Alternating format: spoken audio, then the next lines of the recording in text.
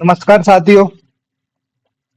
हम एमपीपीएससी के द्वारा जितने भी एग्जाम कराए जाते हैं, जिनमें से यदि आप मध्य प्रदेश का जो एमपीपीएससी का प्रशासनिक सेवा वाला एग्जाम है उसको हटा दीजिए, तो बाकी सभी एग्जाम के लिए पीएससी ने एक फर्स्ट पेपर का जो सिलेबस रखा है वो सबके लिए सेम है। और उसमें जो फर्स्ट पेपर में जो अभी 2024 में कुछ अधिनियम जोड़े हैं, तो उनके लिए हम ये दूसरी क्लास लेके आए हैं। पहली क्लास हम अपलोड कर चुके हैं ऑलरेडी। एक मिनट। हाँ, तो जो ये दूसरी क्लास है हमारी अधिनियम की, जिसमें चार अधिनियम दिए हुए। अभी एक एमपीपीएससी के द्वारा असिस्टेंट इंजीनियरिंग का एक एग्जाम हुआ था, उसमें एक्ट से चार प्रश्न पूछे गए थे साथियों। तो आप सोच सकते हो कि आगे भी एग्जाम में कम से कम 3 से 4 प्रश्न तो पूछे ही जाने वाले हैं। तो आप अच्छे से अ, चार एक्ट हैं, तो उनकी कम से कम हम 3 से 4 क्लास लाएंगे, उनमें पूरा कंप्लीट करा देंगे। एक बार आप हमारा क्लास देख लीजिए एक्ट का, तो आपको फिर कहीं से पढ़ने की आवश्यकता नहीं पड़ेगी, आपके आराम से सभी प्रश्न बन जाएंगे। और बहुत इजी इजी प्रश्न पूछ रहा है ऊपर ऊपर से। तो इसमें जो चार एक्ट हैं उनके बारे में थोड़ा देख लेते हैं। पहला है SC ST अत्याचार निवारण अधिनियम।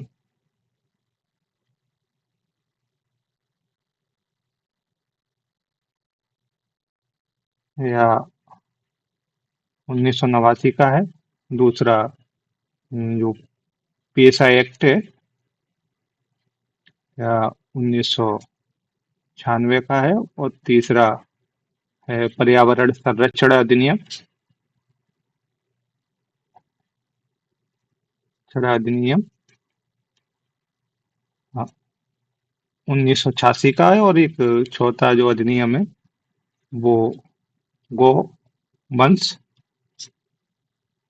वध प्रतिषेध अधिनियम,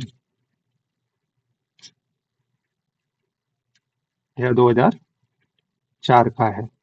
तो ये चार अधिनियम दिए हुए हैं सिलेबस में, जिसमें से हमने पहली क्लास में आपका जो SC ST एक्ट है वो पढ़ लिया।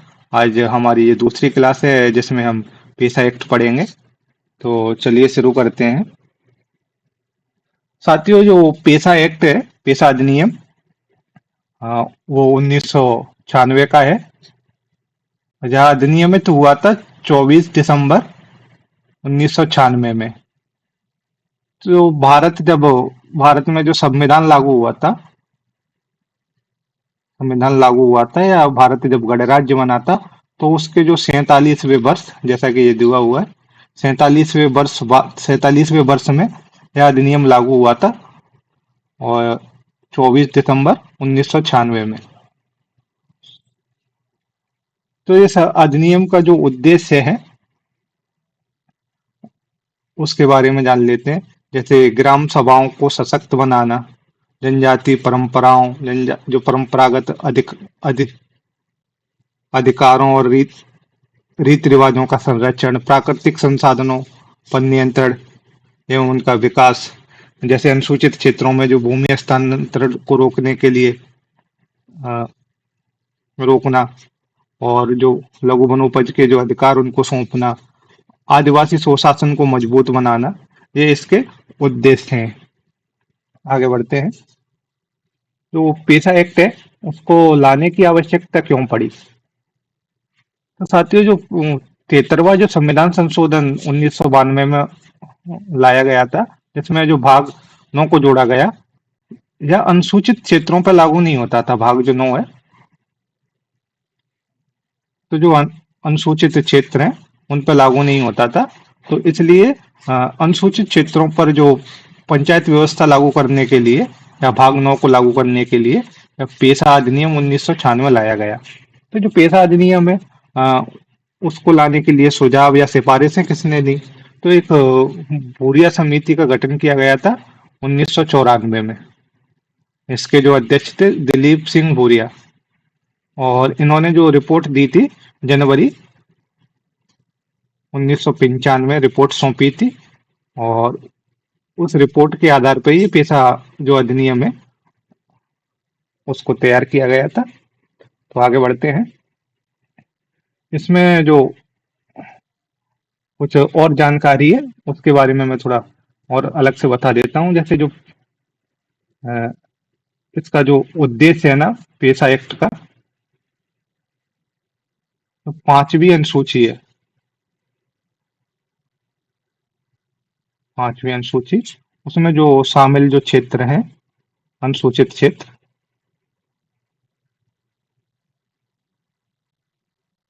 उनको ग्राम सभा के माध्यम से स्वशासन का अधिकार देना है। स्वशासन का अधिकार देना है। ठीक है दोस्तों।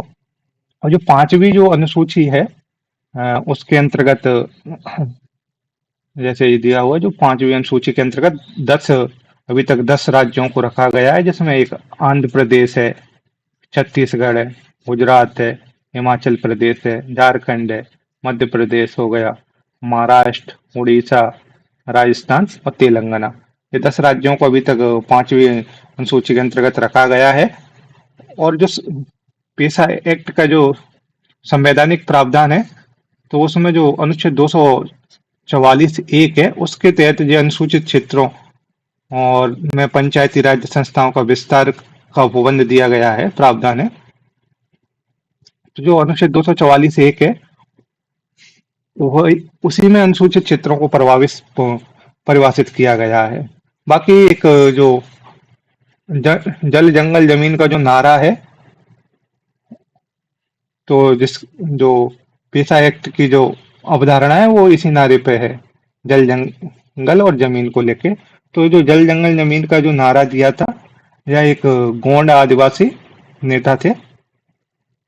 गोंड आदिवासी नेता कोमाराम भीम, तेलंगाना के थे, इनके द्वारा यह नारा दिया गया था। तो चलिए आगे बढ़ते हैं।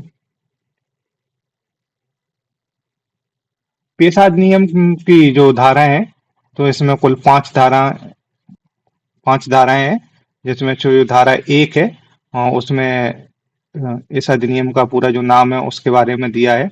तो इस अधिनियम का जो पूरा नाम होगा, पंचायत उपबंध अनुसूचित क्षेत्रों पर विस्तार अधिनियम 1996। ठीक है दोस्तों। बाकी जो धारा 2 है, उसमें परिभाषा दी है।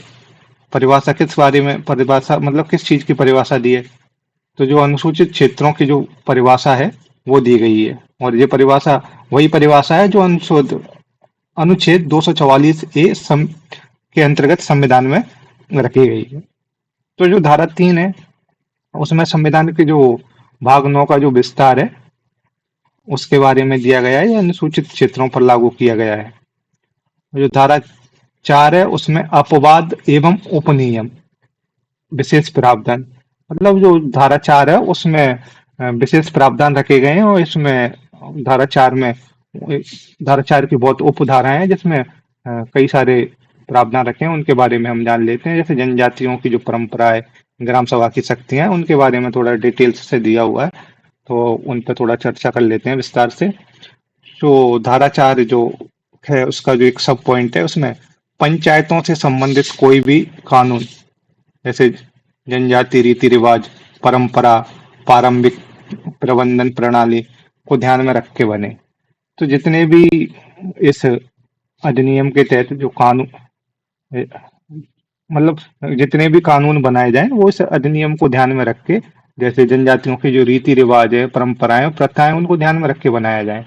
दूसरा पॉइंट है कि प्रत्येक गांव में एक ग्राम सभा अनिवार्य होगी। मतलब कोई भी गांव होगा, हर गांव में एक ग्राम सभा का गठन किया जाएगा। ग्राम सभा की जो शक्तियां हैं उनके बारे में ये दिया है कि कौन कौन सी शक्तियां रहेंगी। जो परंपराओं, सांस्कृतिक पहचान और संसाधनों की रक्षा के उनको अधिकार होंगे। योजनाओं, परियोजनाओं को मंजूरी देने का उनको अधिकार दिया जाएगा। सरकारी योजनाओं का जो लाभ सही पात्र व्यक्तियों तक पहुंचाना, मतलब जो लाभार्थी है उनको चिन्हित करना और उनको योजना का लाभ देना, ये भी ग्राम सभा के अधिकार रहेंगे। योजनाओं के धन के सही उपयोग की पुष्टि करना, योजनाओं में जो वित्त की जो मॉनिटरिंग है और उसकी सही से निगरानी करना, ये भी ग्राम सभा को सौंपा गया है। तो ये ग्राम सभा को जो शक्तियां दी गई हैं उनके बारे में ये प्रावधान है। तो जो पॉइंट 4 है उसमें अनुसूचित जातियों जनजातियों के लिए पंचायत पदों का आनुपातिक आरक्षण। इसमें जो अनुसूचित जाति जनजातियों के जो पंचायत पद हैं उनके लिए जो आरक्षण की व्यवस्था का प्रावधान किया गया है उसके बारे में दिया है। विकास परियोजनाओं हेतु भूमि अधिग्रहण पर ग्राम सभा से परामर्श अनिवार्य है। जैसे भी कभी कोई विकास परियोजना है या सड़क बनाई जाती है, कोई भी बड़ी परियोजना है जिसमें यदि अनुसूचित क्षेत्रों से जो भूमि का अधिग्रहण किया जाता है तो उसमें ग्राम सभा का जो परामर्श लेना अनिवार्य होगा। छोटे जल निकायों का प्रबंध पंचायतों को, जो पंचायत रहेंगी उनको ही जल प्रबंधन और निकायों का जो स्वामित्व सौंपा गया है। खनिज संसाधनों के उपयोग नीलामी से पूर्व ग्राम सभा पंचायत की अनुमति। जितने भी अनुसूचित क्षेत्रों में जो संसाधन होंगे चाहे खनिज हो तो उनसे नीलामी करने से पूर्व ग्राम सभा या पंचायत की अनुमति लेना अनिवार्य होगी। पंचायतों का स्थानीय स्वशासन के लिए अधिकार। तो जो पंचायतें होंगी उनका जो अपने स्तर पर जो शासन होगा, जो प्रशासन चलाएंगी वो अपने अधिकार उनको दिए जाएंगे। शराब एवं जैसे कुछ पॉइंट दिए हैं, जैसे शराब एवं नशीले पदार्थों पर नियंत्रण रखेंगी। लघु वनोजों पर उनका स्वामित्व रहेगा पंचायतों का। भूमि हस्तांतरण रोकने व बेची गई भूमि वापस दिलाने का भी अधिकार पंचायतों को दिया गया है। बार बार ये क्यों आ रहा है, सॉरी दोस्तों। ग्राम बाजारों का प्रबंधन, जो अ, ग्राम स्तर पर जो बाजार होंगे उनका प्रबंधन करेंगी जो पंचायतें हैं।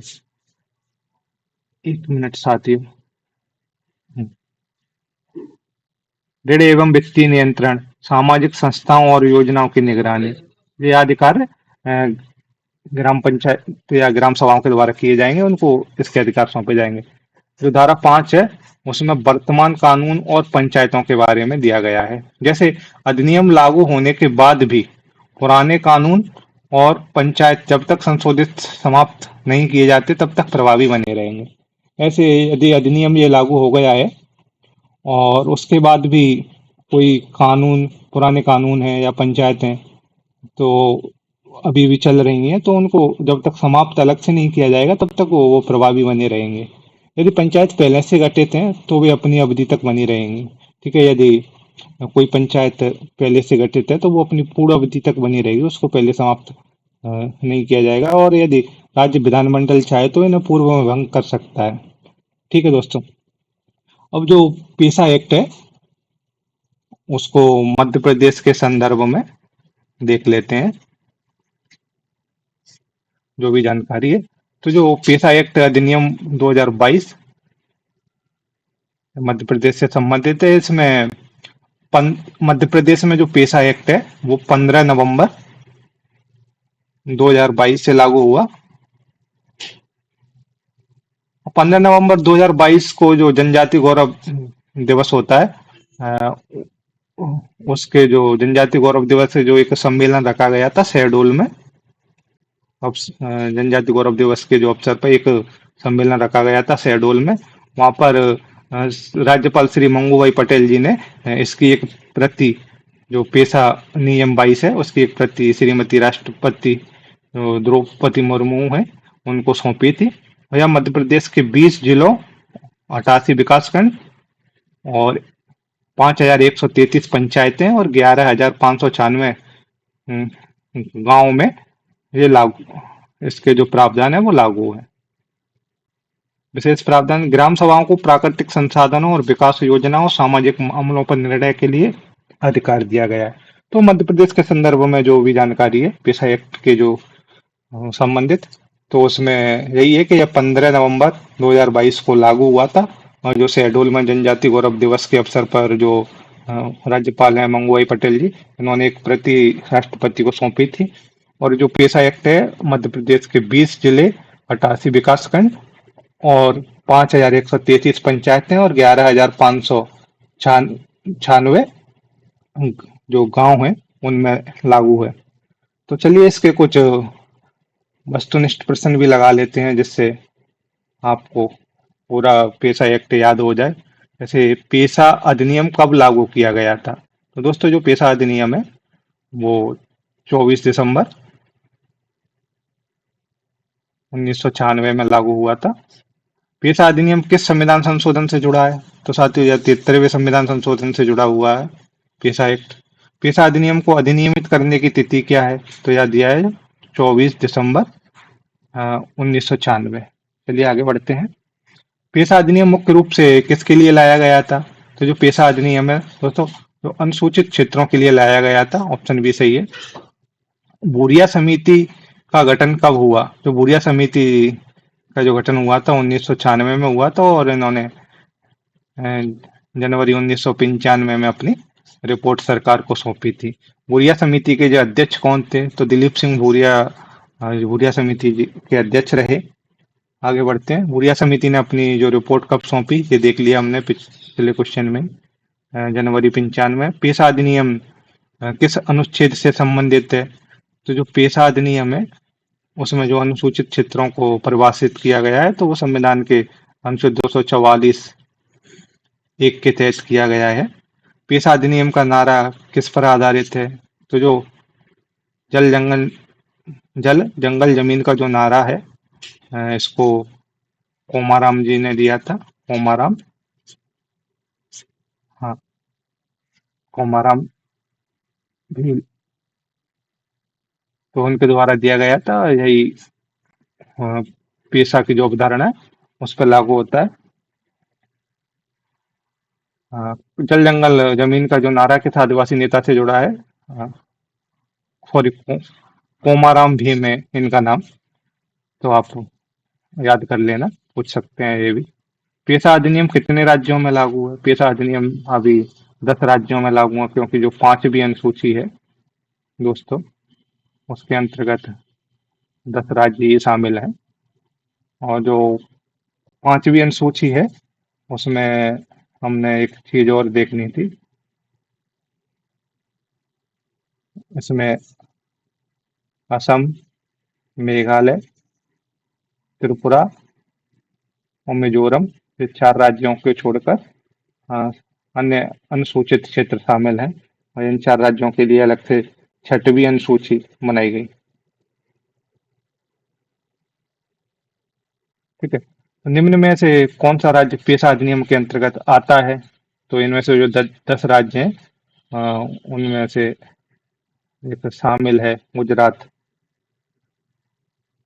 पेशा अधिनियम की जो धारा 4 किससे संबंधित है? तो जो धारा 4 है उसमें अपवाद और नियम के प्रावधान दिए गए हैं। धारा 4 के अनुसार प्रत्येक गांव में क्या अनिवार्य है? तो प्रत्येक गांव में एक ग्राम सभा का होना जरूरी है, अनिवार्य है। ग्राम सभा में कौन सा कार्य ग्राम सभा का कार्य कौन सा है? तो विकास परियोजनाओं को मंजूरी देना, और आपका परंपराओं सांस्कृतिक पहचान की जो रक्षा करना, योजनाओं को सही व्यक्ति तक पहुंचाना, उपयुक्त सभी ग्राम सभा के कार्य हैं। आगे बढ़ते हैं। पेशा अधिनियम के तहत पंचायतों को कौन सा अधिकार प्राप्त है? तो जो शराब एवं नशीली पदार्थों पर नियंत्रण ये दिया गया है। ग्राम सभा, ग्राम बाजारों का प्रबंधन भी है, भूमि हस्तांतरण रोकना भी है, तो उपयुक्त सभी है। मध्य प्रदेश में पेशा अधिनियम कब अधिसूचित किया गया था? मध्य प्रदेश में जो पेशा अधिनियम है वो 15 नवंबर 22 को शहडोल से अधिनियमित किया या लागू हुआ।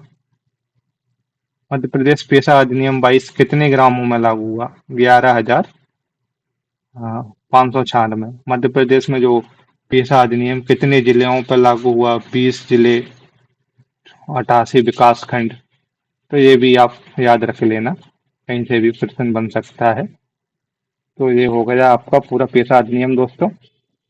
बाकी जो अगली क्लास हम एक्ट की लाएंगे उसमें जो पर्यावरण संरक्षण अधिनियम 1986 है, और जो गो वंश वध प्रतिषेध अधिनियम 2004 का है, उन दोनों को एक ही क्लास में लाने का प्रयास करूंगा।